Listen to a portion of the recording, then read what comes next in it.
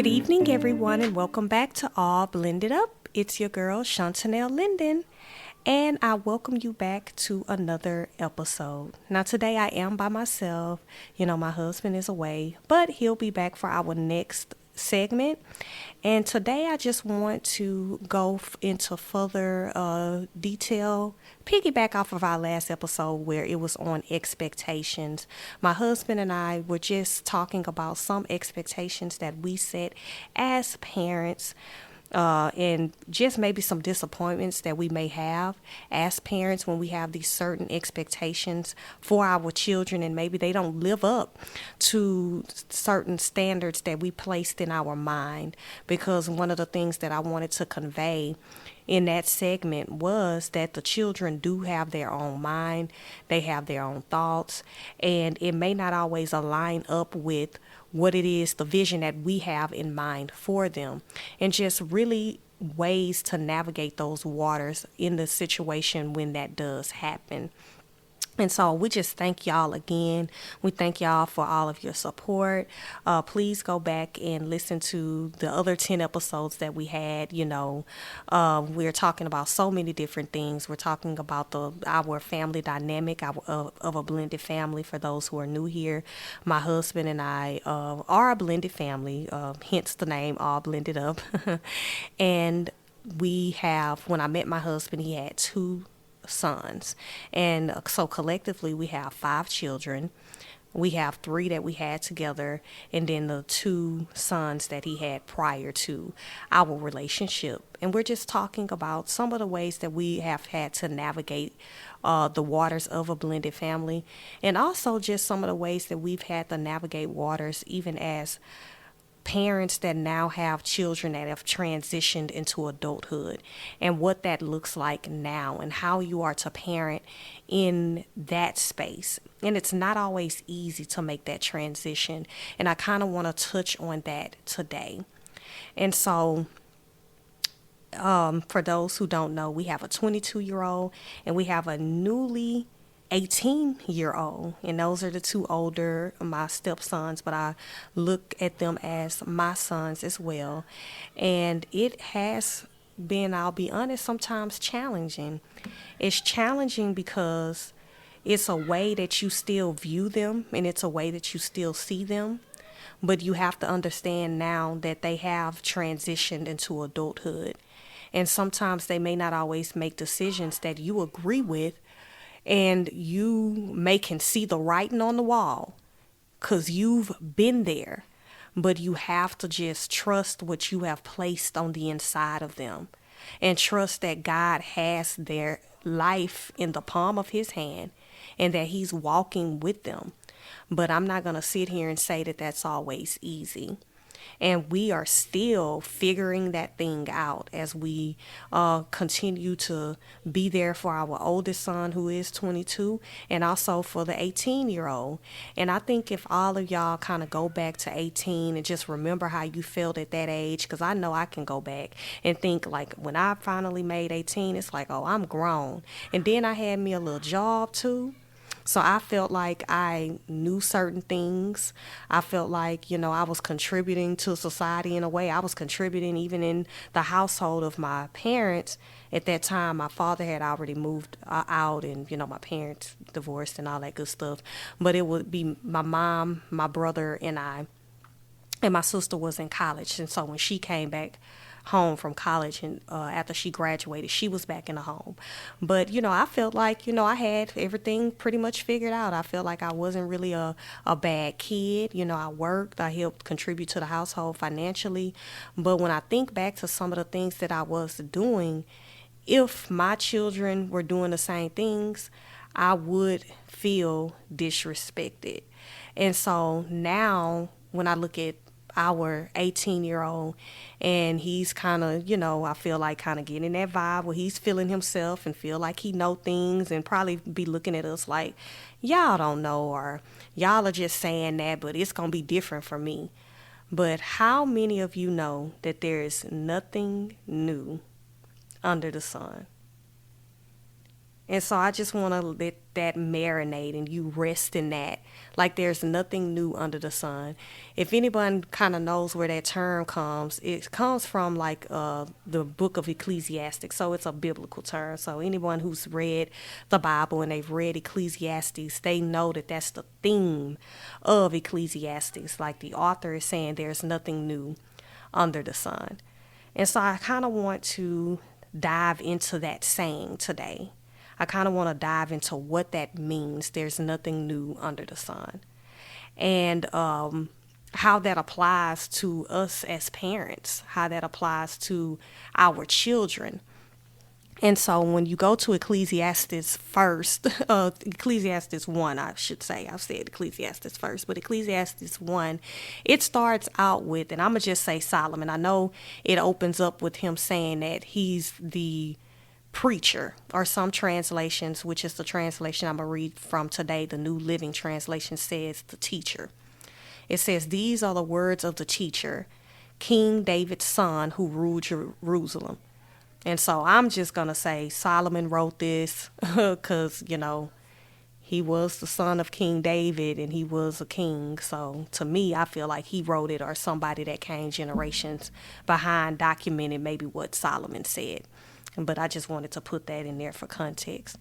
But he starts off in verse 2 of Ecclesiastes 1 saying, everything is meaningless, says the teacher, completely meaningless. What do people get from all their hard work under the sun? Generations come, generations go, but the earth never changes.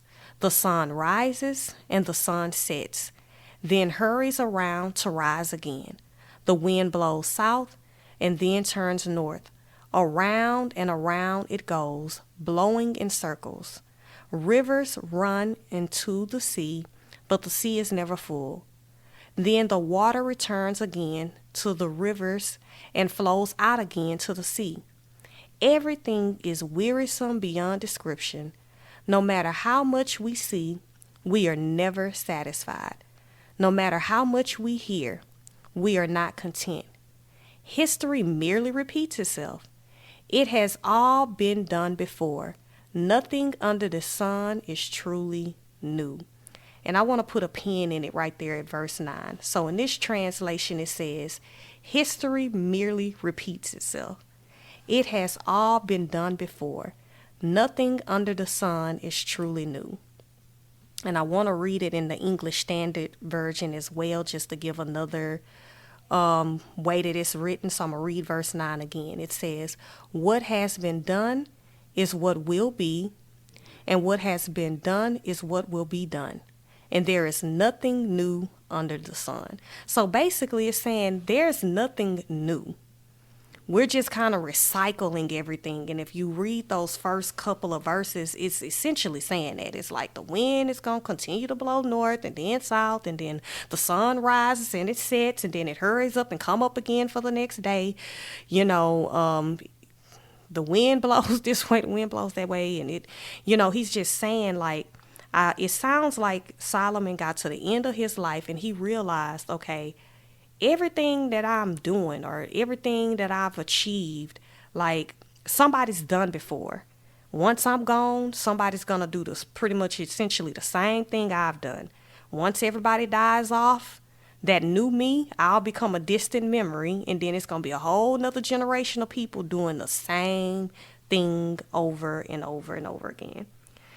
And so some of you might be saying, okay, well, what does that have to do with parenting, or what does that have to do with blended families, or whatever the case may be? And it just goes to show you that the very things or the challenges or the things that we faced as children growing up, now our children are facing those same challenges and circumstances now. But each generation may have an element of something different. Like now we're in the technological age. In my age group, it wasn't, we had technology, but it wasn't on the scale or the magnitude that it is now. Like, we're in the information age, the technology age, AI, but it's still nothing new under the sun. Like, the kids are still making some of the same bonehead decisions, doing some of the same things that we did. They're accomplishing and doing some of the very same things. And each generation thinks it's going to be different from them. Each generation thinks that even if they're doing the exact same things, that for some reason, there's going to be a different outcome for them. And it's so asinine to think that. That's literally the definition of insane. Doing the same thing, expecting different results. But we all do it. Our parents may have warned us about certain things. That's just like a child. Almost every 2-year-old or 3-year-old, you're telling them, don't touch the hot stove, don't touch the hot stove, don't touch the hot stove. And what do? They have to go touch it for themselves to see that it's hot. But as a parent, sometimes you want to prevent them from feeling that hurt. You want to protect them so much. You are telling them, don't touch the hot stove. But how many of you know sometimes you have to let them touch it? Sometimes you have to let them reach out and touch and see that it's hot so that they know that it's hot. Now, some kids, they may see somebody else touch it, see that it's hot, and realize, oh, I'm not going to touch that stove. But if some kids that are stubborn and they going to see that somebody else got burnt, but they going to go see if it's hot too. So they going to go and touch that stove too, and that's how they learn. And so you have to discern what type of child do you have. Do you have that child that maybe can look at other people's experience and learn? Or are they a little bit hard-headed and they got to knock their head themselves? And sometimes as parents, you have to pull yourself back and say, after you know that you've done all that you can do, after you've poured everything into that child that you could pour into them and guided them and directed them and told them the right thing to do and modeled the right things, because it's not always just about telling them. You have to also live that thing too. Then once you know that you've done all that you can do, then you take your hands off of it. Because again, there is nothing new under the sun. Go talk to your parents. Think about how you were at the age that your children are, in those times that you started getting into your rebellious stage, if you went through one, or when you thought that you knew everything, or when you thought that you had it all together. One thing that I have learned is life has a way of humbling you, and it happens to us all. Every generation have to go through that season where they're humbled, because you get puffed up. You get full of pride. You feel like you know it all. You feel like you have all the answers. It's going to be different for me. Oh, mom and dad, you're just being negative. I'm just telling you what I know. I'm trying to tell you what this may look like. I'm not being negative. Even if I'm saying, oh, well, this may be a challenging thing. That doesn't mean that I don't believe you can't do it. I'm just trying to get you ready for the fight that's going to be ahead. Because how many of us want our children to go out there ill-equipped? Us parents, we want our children to go out there and have what they need. And so parents, I just wanted to go there like it's nothing new under the sun. So sometimes we have these expectations for our children, and we're hoping, oh man, they don't do the same things we did.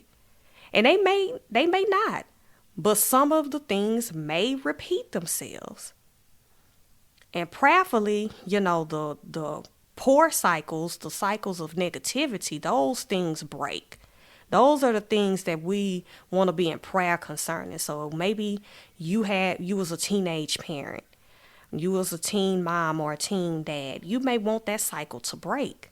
That's a cycle that you don't want to continue. You may see the challenges that you went through from being a teen parent or a single parent, and then now, you finding the person that becomes your husband or your wife, and the challenges of a blended family and coming together, and you don't want that for your children because you understand, okay, what comes with that. But again, you have to allow your children to make the decision. And it's so funny how, and I'm going to just keep saying Solomon because I really do feel like he wrote it. It's so funny how Solomon, it was like at the end of his life, how he understood, this phenomenon. And if you know the story of Solomon, he went through some things, and this is coming from the wisest man on the earth. You know, the word teaches that that he was the wisest of his day, and you know, there hasn't been anybody as wise as him even now. But even he had to go through some things. Even he had to, in his life, nothing new was under the sun. From the very beginning, you know, and ladies, I don't mean to put us on Front Street, but even how we got into the condition of sin, the serpent went to the woman. The serpent deceived the woman. She convinced her husband to eat the fruit. Boom, sin is into the earth. Solomon, what happened to him? The reason why he fell into sin was because of his many wives. He started worshiping their gods. What happens? He fell into sin. The cycle continued. Nothing new under the sun. We can keep going. Who was the other gentleman in the book of Judges? Oh my goodness, I can't think of his name right now. But he was a judge. He fought. He began to Delilah, Samson. I had to think about it, child. Oh my goodness. So Samson, same thing. He went and told Delilah where his strength was, which was in his hair. Again, and ladies, I ain't mean like the cycle was the downfall. Was, you know, just getting connected with a certain type of woman. And so even when you read the book of Proverbs, written by, I believe, Solomon, he's talking about like, you know, don't go that way, son. Don't go in that direction. don't get ensnared and entrapped by this type of woman. And so nothing new under the sun. And so I just want to tell you parents, when you think it's just your child, when you know you've sat down, when you've had conversations with them, when you've told them you feel like you've laid the groundwork for them, you've created a better life for them. Because I know for us, we feel it's like, okay, we have reached a parameter that our parents didn't reach. And we feel as though we've laid a better foundation for them. And so when we sometimes find our children still falling in some of those pitfalls, we're like, dang, man. You know, I feel like I tried to set a better foundation. I did some things differently, and I'm still seeing that my child is falling into some of those same pitfalls. But the Bible also says to raise them up in the way that they should go. For when they are old, they would not depart from it. So that scripture just leads me to believe that at some point they may depart for a time. But because you raised them up in the correct way, then they'll come back because they're going to remember those principles that you instilled in them. But you have to be at that place where you be encouraged and you're not worried, and you do release them. You release them to God, because we're not everywhere. We're not all seeing and all knowing like God is.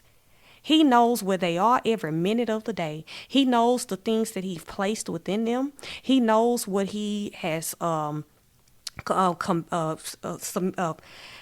He knows what it is that He put them in the earth to accomplish. And as parents, He even knew to make us their parents. And He knew the decisions that they were going to make before they made them.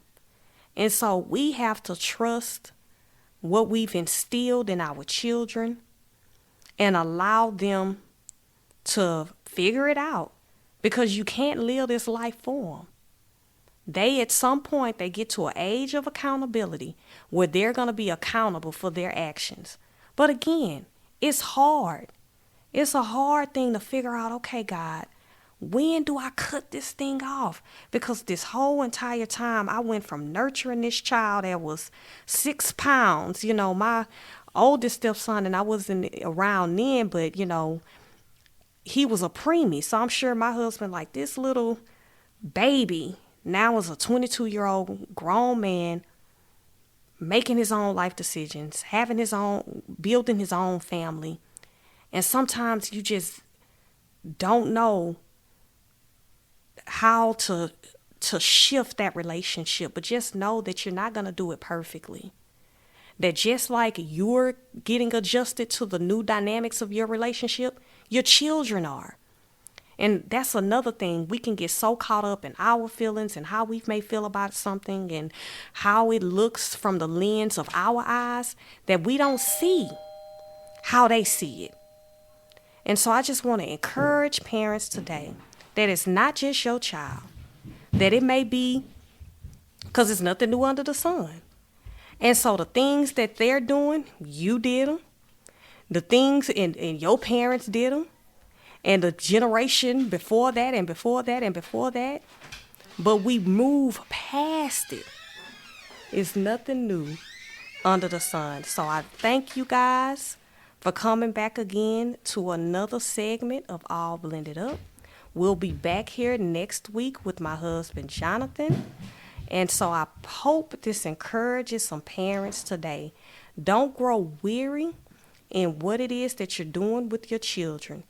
Even if you see them going wayward, understand what you've instilled in them, and that if you've prayed for them, that God's hand is on their life. So until we meet again, it's Shantanell Linden with All Blended Up. Bye-bye.